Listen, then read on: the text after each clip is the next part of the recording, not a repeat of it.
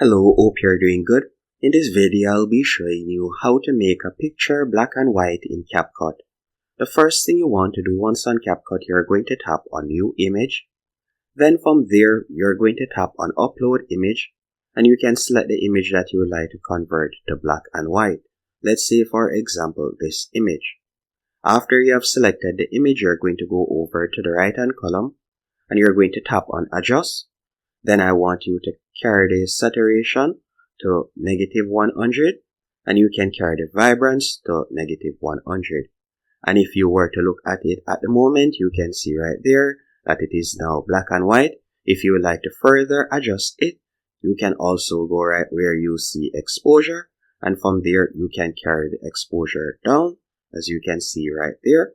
So you can carry it down to, for example, let's say 38, and you can see how it looks. So you can play with the exposure and see how it looks right there. And that's basically it. That's how you'll be able to make an image black and white on Capcut. Once it is to your liking, all you need to do now, you can tap on download to download it. And that's it. Thanks for watching.